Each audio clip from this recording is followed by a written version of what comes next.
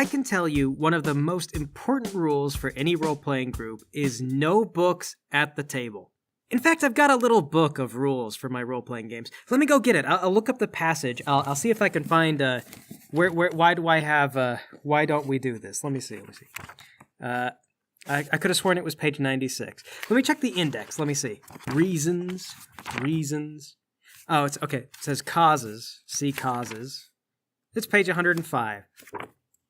Oh, right, because it breaks the flow of the game. The mechanics, our rules, that's what we're talking about today. It's one of the most fundamental things about role-playing. I mean, there are systems that don't use character sheets or any sort of rules, really, but not very many people play those. Why? And I'm not asking why, because I think people should. I'm saying, why is that? Like, really think about it. What's good about a game that has practically no rules? Well, it's fast and easy to set up, isn't it? I mean, if you're just going to do an improv night, basically, then a really simple system that has like 1 or 2 rules, like do this, don't do that, that's kind of what you'd like to have. I've done those, plenty of those, games where we don't make characters or have character sheets, and I just expect the players to kind of know what they can do and to follow sort of a narrative sense to get to where they have to go. But most role-playing games are not like that. We like to have more structure and a spelled-out character. So let's ask ourselves, why do we keep going back to D&D? Like, I hear so many jokes about it. Everybody graduates out of D&D. Any kind of game that you'd want to play is done better by every system except for D&D. If you want X, Y, or Z, have you tried not playing D&D? And yeah, all of my main groups since pretty much when I started role-playing has been doing something besides D&D, because it is actually kind of a clunky system.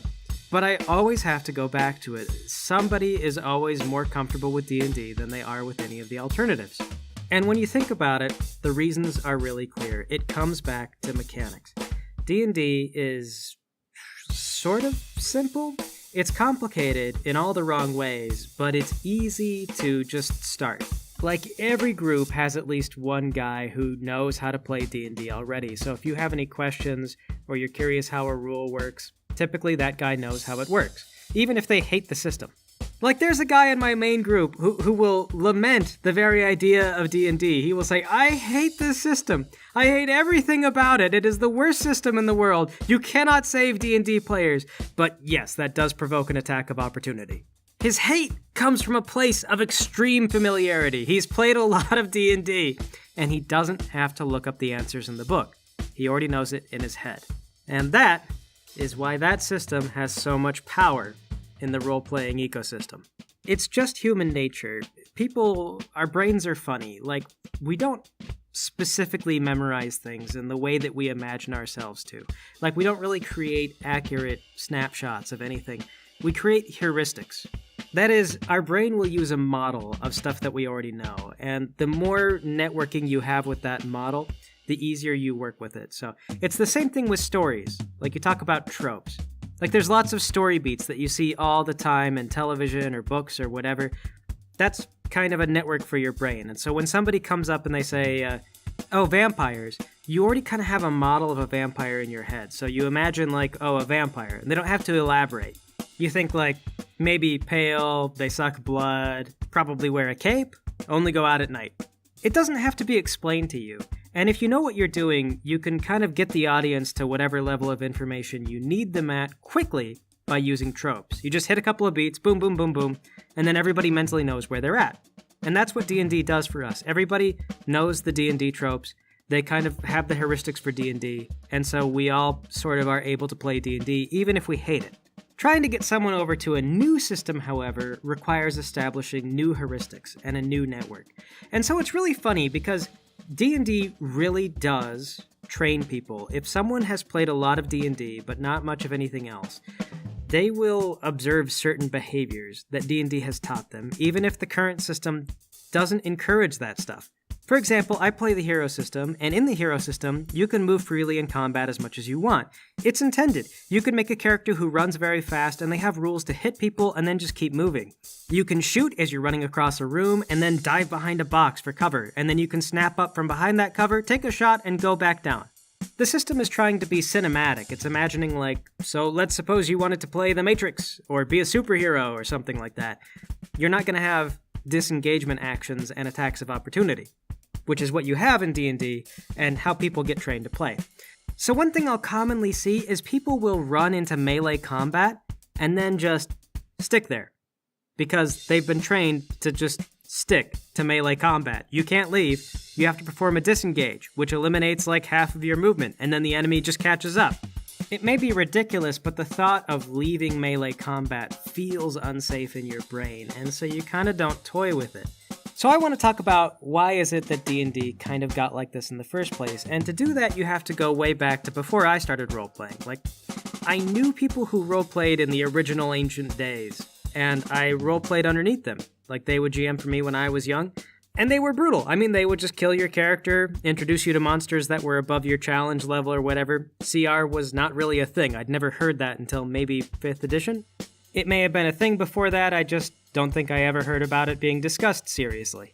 And that wasn't bad. There was nothing wrong with it, but there was a sense that the entire thing was intended to be a meat grinder with lots of just unfortunate accidents. So going back to this D20 thing, once again, the nice thing about the D20 for the GM is that your players sometimes just get luck-sacked and die, or get blended up by a trap. They may know all the answers, they may recognize what this monster does, and they've committed all this stuff to memory, but they can't save themselves from the D20. It's a crap dice, it's untrustworthy. Almost the point of the system, I feel like, was to stop the players from outsmarting the GM. So, like, why do you go into a dungeon? Because it's really enclosed, like, you don't have a lot of freedom. I know from personal experience, if you do a Call of Cthulhu game and you let your players outside of the haunted house for like a second, they will get some gasoline and make pipe bombs and then blow up the haunted house. Okay, so if you keep them enclosed and you don't let them out, then they're trapped and they have to do what you want. But then you've got another problem. Inside the haunted dungeon house, all you can really do is fight monsters. And if your players have already watched this episode, they know how to unmask the monster already. They've seen how Velma solves it, so they'll just do that same thing every single time. The D20 helps screw them up so that they can't rely on the same practices. But the other thing you do then is you introduce traps. Now some of you out there have thought about traps. You've done traps. You've been like, okay, roll to spot the trap. And then your players spot the trap and you're like, okay, you disarmed the trap and maybe you didn't get it. Like, what's fun about that? Well, you were not bastard enough. You gotta think D&D style. So there's two types of traps that make any sense and are worth anyone's time. The first is kind of an art form. You create these clever little brain scratchers and everybody has a lot of fun trying to figure them out. Those are really hard to do. Like, anybody who can do those regularly are committed and talented in that way.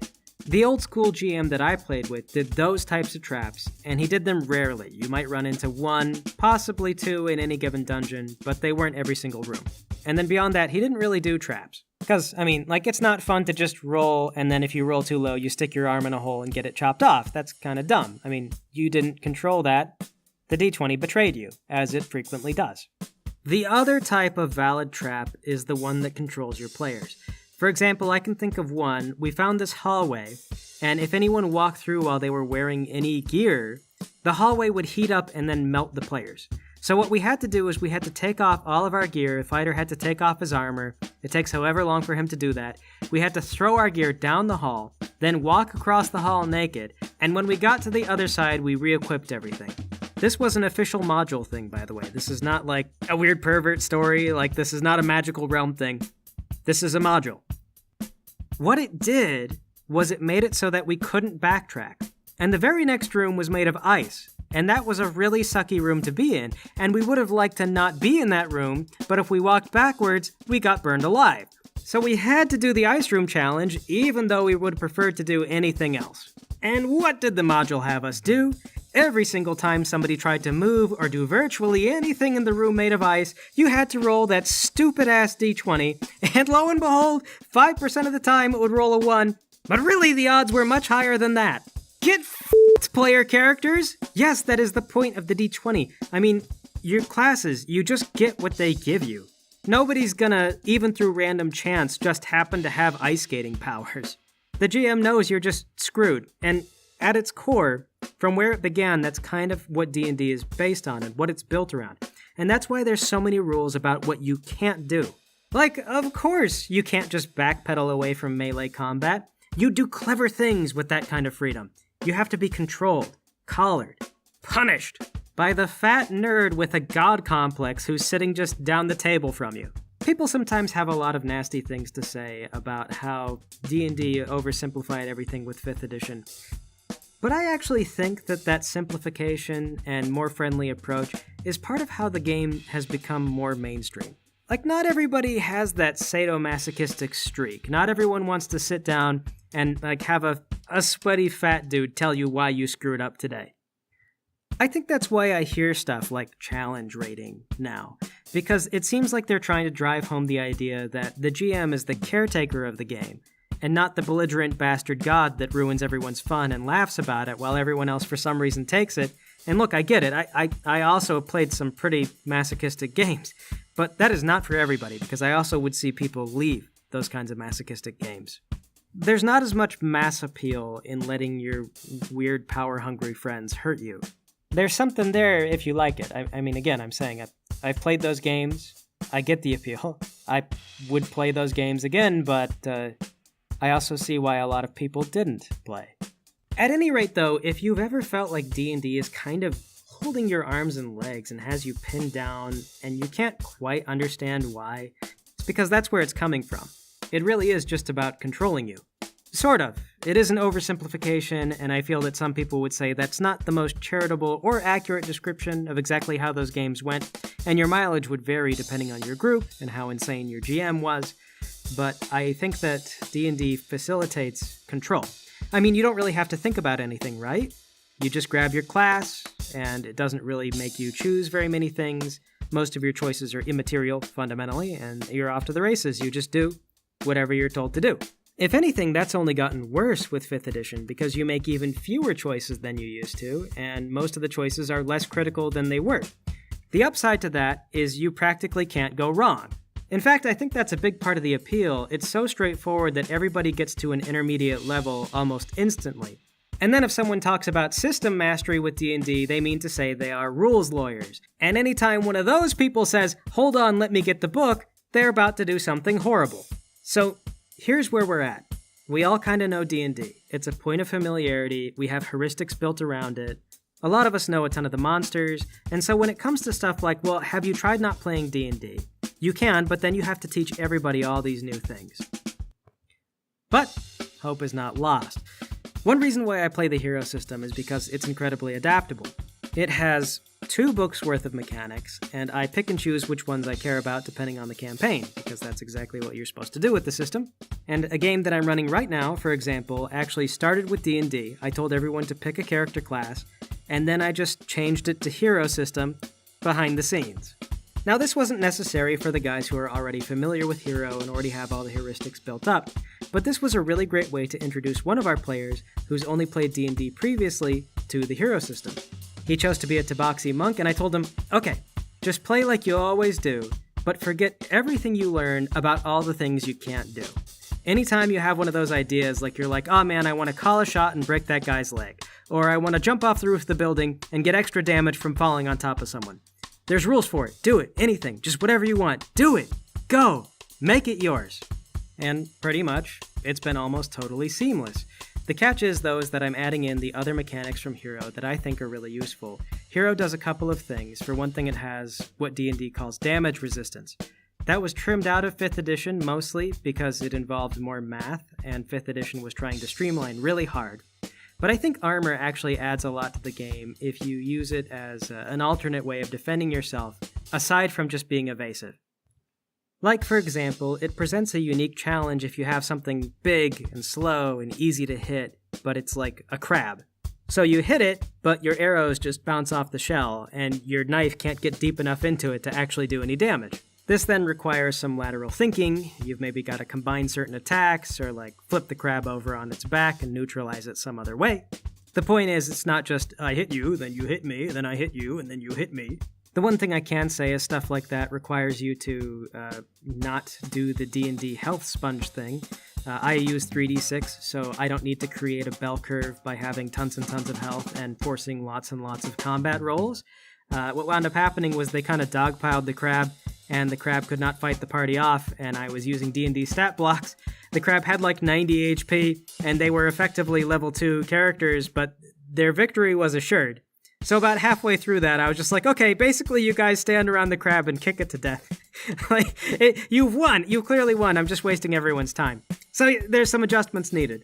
You've got to change it. I mean, the 1d20 thing demands that you roll lots of times to get the bell curve. And they do that by having lots of HP. And then as soon as you add armor to that mix, armor and lots of HP together is kind of a bitch. So that should be avoided. But anyway, though, over on the other end, you can also introduce characters that have lots of evasion, but maybe not very much defense, and then just catching them is really the whole challenge for the group. And when you tell them, you can do anything, just describe to me what you're trying to do, and there's some general rule for it, they can do anything. They can think of clever ways to try to stop and defuse that problem. And again, you don't need to have that creature have lots and lots of HP, because the bell curve is already there in every roll they're already doing with 3d6. So, they catch it, and the one time they catch it, they can kill it. One good example of that, I had a game where this guy was flying all around a tower, and then someone just created an invisible barrier out in front of him while he was zipping around. And then I rolled to see if he spotted it. He didn't. So he hit it like a bird hitting a car windshield on the highway.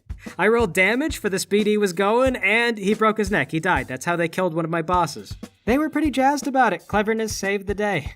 That was a different game, not the D&D game, but to loop back around to that, these little homebrews that you do with D&D, they're really how you save that system. And the nice thing about going from D&D to the hero system kind of seamlessly is that because everyone starts at a point of familiarity, you're really just building on stuff that they already know. And the heuristics that you're rebuilding are the things like don't worry about disengagement, don't worry about attacks of opportunity. Just do a backflip over that skeleton. Like, have fun, go nuts, be crazy.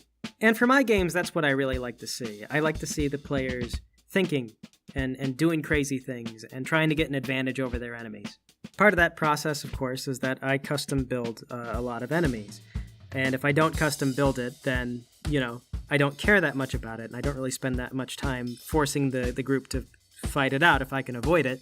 But you can take what everybody knows, the D&D system, and then you can put damage resistance back in, but use it cleverly so that, enemies are difficult to beat because of the damage resistance, and you expect the group to think of a way out of that. You try to train them to think that way, get them out of that D&D headspace. And then later on, you could maybe introduce something like stun, which is also an element of hero. And the more parts you add to your game, the more complicated it gets, the more math you're asking people to do. So there's a limit, but as people grow familiar, you can gradually introduce them to one more thing and then one more thing. Just don't get too deep in the woods. Stun, for example, means you get knocked out. When your stun goes to 0, you fall unconscious. You can wake back up in just a little bit, but it represents maybe getting concussed in the middle of a fight. Then there's also endurance, and endurance is used kind of like a mana pool for a lot of things, but I don't think anyone sane likes the vancian casting system that D&D does, where you get to do one spell a day, and then you have to rest for 8 hours.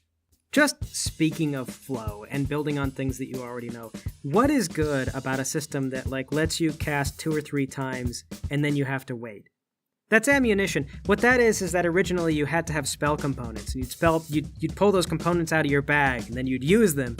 And one of the ways they tried to enforce that in a streamlined way that didn't require as much thinking was to just have spell slots. And say yeah, that's you using up your components and you would need to go replenish them. That's what that is modeling, and there are better ways to do that. And it's certainly not something you want for an ability you would rather cast 30 or 40 times. At any rate, it's become extremely divorced from its logic, and now it's just something people accept. I cast Fireball 2 times, and now I got to go rest. It made you tired.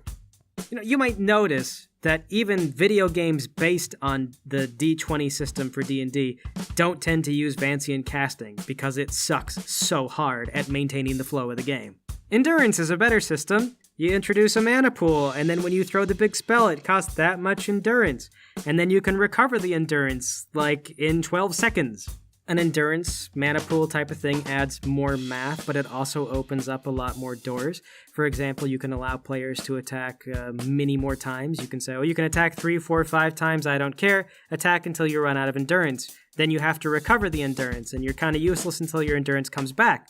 That encourages the players to balance in the moment, rather than having an ability they use once per day and then have to rest for 8 hours. So those systems, they're not streamlined and they ask for more thought. But the advantage of adding mechanics, having more mechanics, is that you get more granularity, you get more control, you can do potentially more exciting things.